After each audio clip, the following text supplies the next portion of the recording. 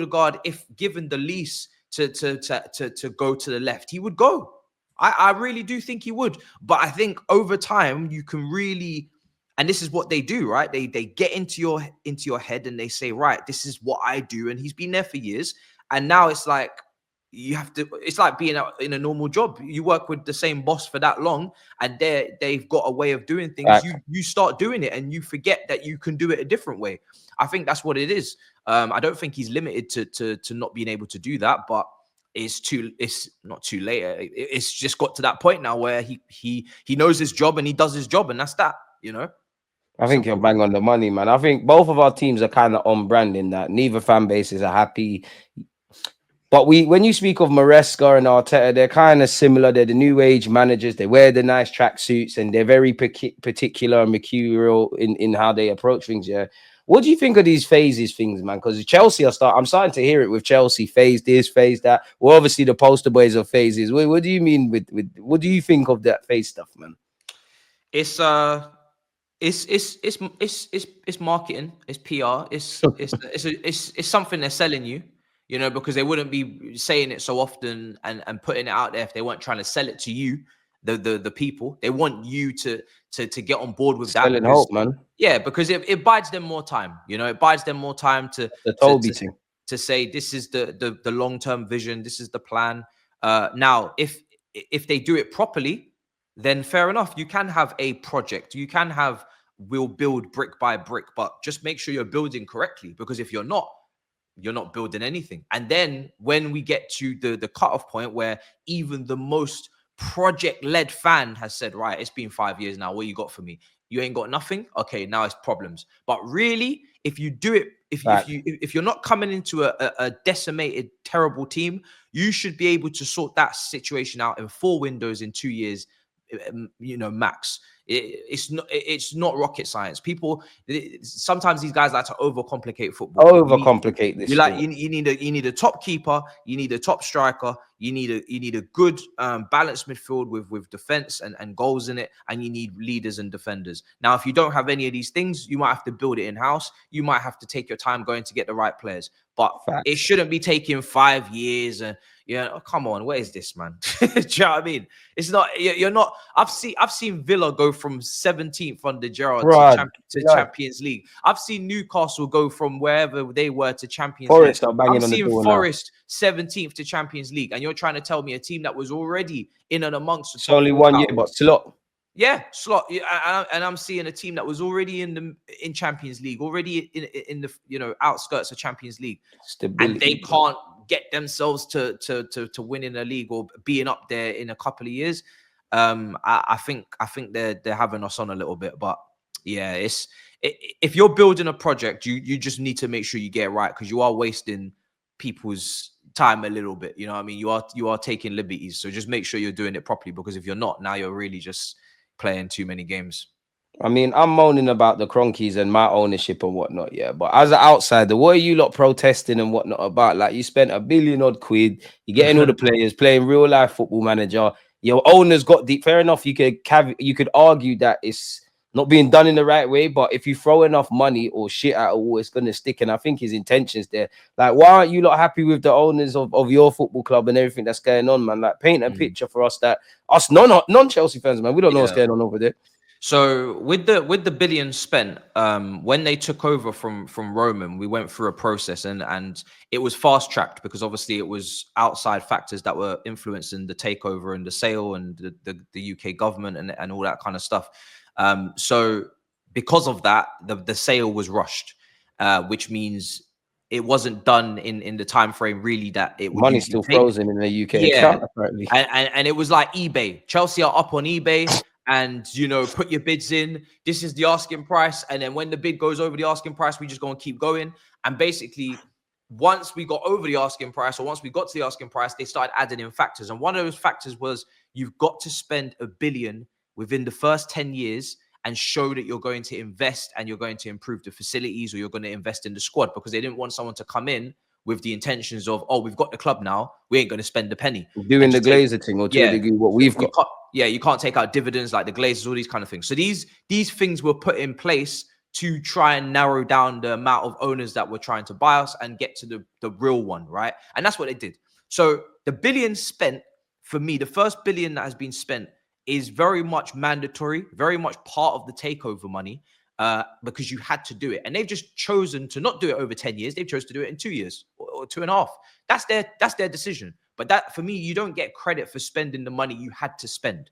You've chosen to spend it. That's a good point. You've chosen to spend it quickly. You've chosen to spend about 250 million of that on very young players for a multi-club model or for sell on, and for that's your decision. You've spent 250 or 215 of that on 2 players, you know. So when we talk about 1 billion, I'm already accounting for about 400 of that on 2 midfielders and young players like that you've not even heard of, Washingtons and from you sound a Brazilian called Washington, you look got bumped. I can't lie.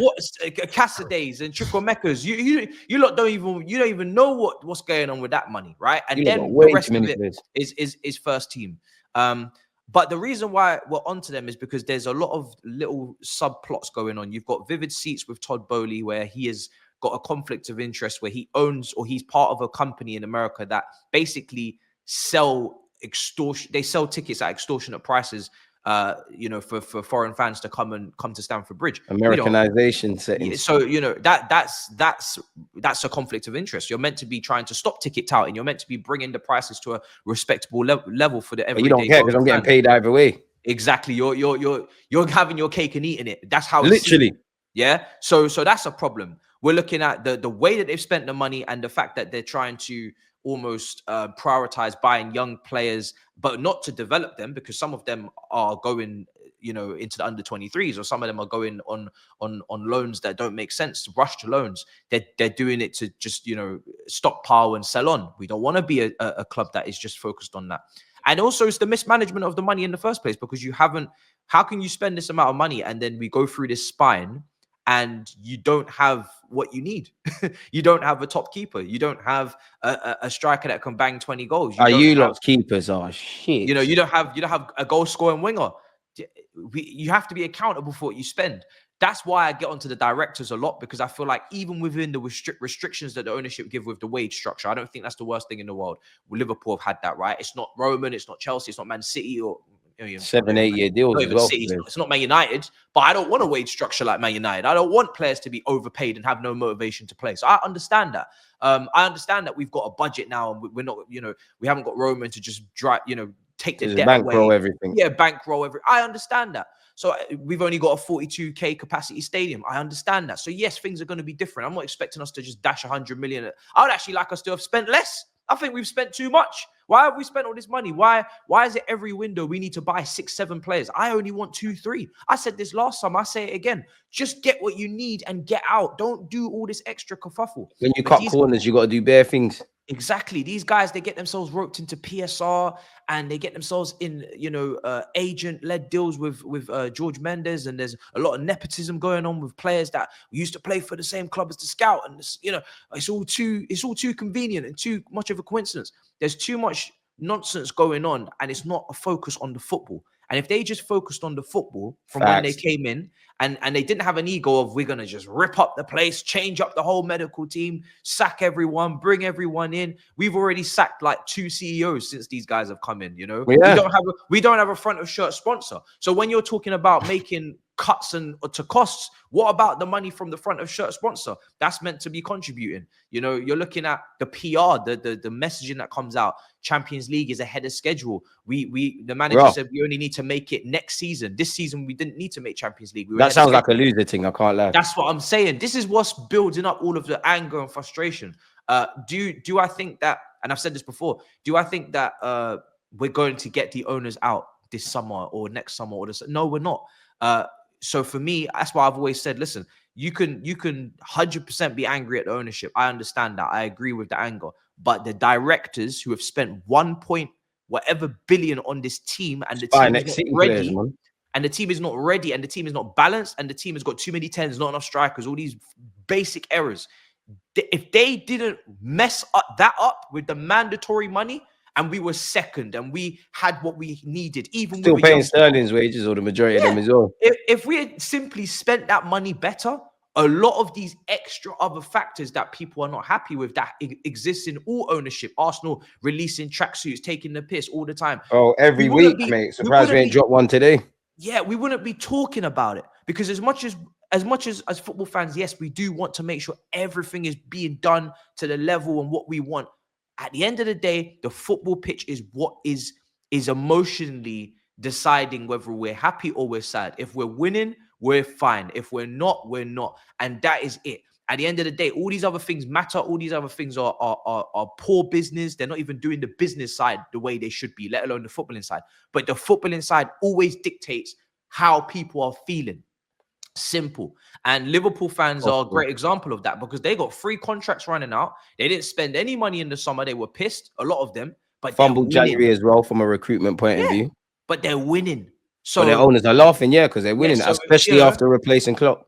So it's calmer. It's calmer. If Liverpool had not signed anyone, were 4th, players were running out of contract. Vex. If Slot weren't doing his magic, if Van Dijk and Salah weren't handling business, if they were 4th with exactly the same ownership structure, they would be losing their heads.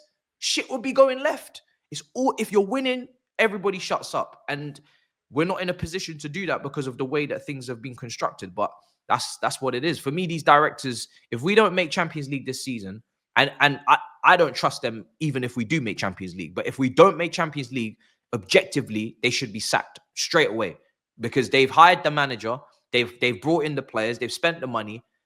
And everyone that's had the connection to City as well. Yeah. It has worked, to be fair, of all the recruitment policies. Yeah, City, Monaco, and Brighton. Those are our 3 favorite places to pick from. Where are our scouts from? Joe Shields, City, Paul Winstanley, Brighton, and Lawrence Stewart, Monaco. These are the 3 clubs we've picked all making sense from.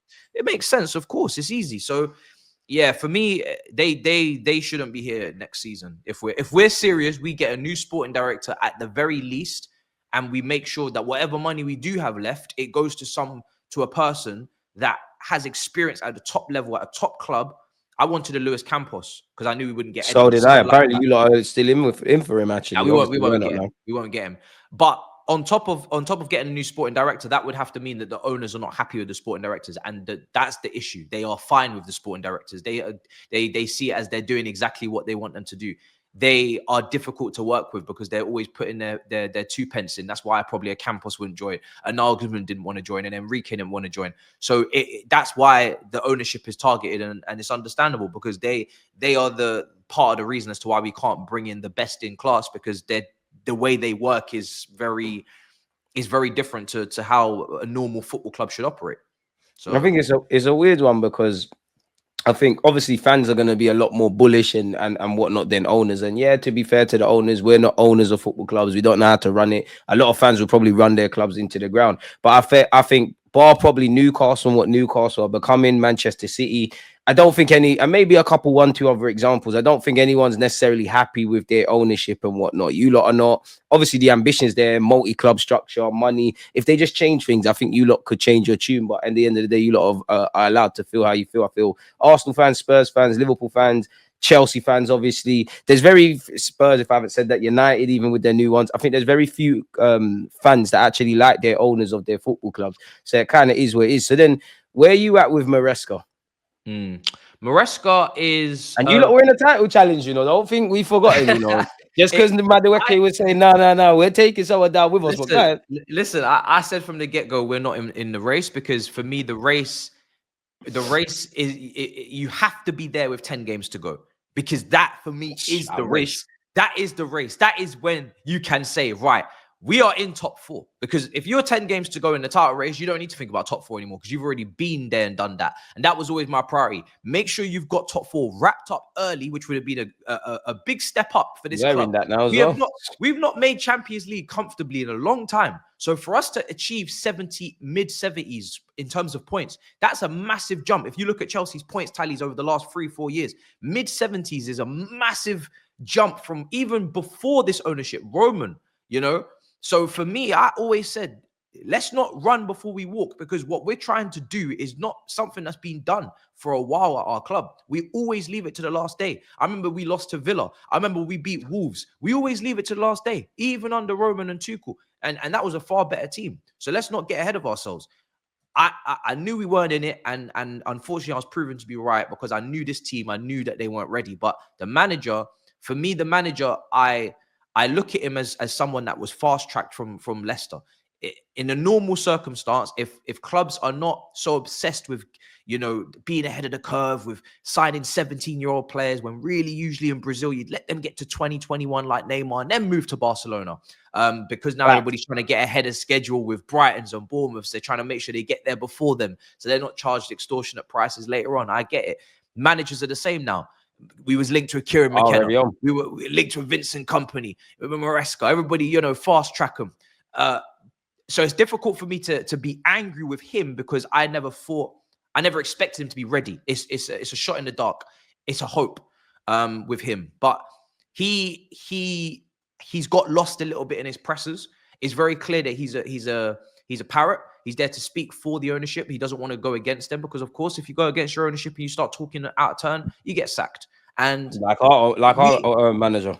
But we should have known that when he came in. He's a head coach. He's not a manager. They hired him for a reason. He'll become a manager soon. Look at my guy. Like, as long as he just gets you lot ticking, he'll get the manager thing. Maybe. But, you know, so it's annoying to listen to the contradictions in his quotes. And 1 minute we're not expected Champions League. I wasn't told that. Now, oh, we need to get it, you know, because someone must have told me I need it. I'm not interested in all that. I know what you're doing and what you're about. Yeah, fuck all that. What are you doing on the pitch? The guy at the start of the season, bro, was so proactive. He was so ready to make change on the pitch if something's not going right. He was managing things. But at the end of the day, Conference League was a facade. It has always been a facade. We did not. If you don't win that spray, we were blowing smoke up our own arse, man. We're beating plumbers, beating electricians, beating. Didn't even register Cole Palmer until recently, so you weren't taking it serious. Bro, we're beating these teams and everybody's getting game time. We're thinking, bro, we got an A team, B team, everybody's happy. No, let's get to the winter period. This is the period where Chelsea always struggle. Let's get to the part of the season where the Conference League players actually have to come into the Premier League squad and contribute. Let's get to the point where now there's some rotation. And this is where things go left, because this is where the drop-off is. And he's made some weird decisions in playing Gusto left back when he had Vega, maybe. He's made some late subs when he should have been more proactive. But he's Maresca, he's young. This is his first big job. This is first. Sounds like my manager, man. Bloody hell. Me. Like, they're both from the same school of Pep as well. Yeah, it's like if this was Inzaghi, if this was Diego Simeone, I could be like, yo, come on. Why are you doing this? I'm so angry. I expect the best. You have been there and done it. Do better. You got the CV. This guy, I just have to say, I'm not angry. I'm just disappointed at times, because it's like, you know, I can't get angry necessarily with him, because the people that hired him, it's by design. They know that he's rough around the edges. They know he's new to the scene. They've taken that gamble. Convenience, man. Yeah, they've taken that gamble. He was also at City, you know. So again, the link is still there with the former assistant coach. You've taken that gamble. You've brought in your own man that you know and you think can manage your project. If he doesn't deliver, it's not him I'm looking at to be pointing the finger. It's you. Above. It's you, because you hired him. You took the gamble.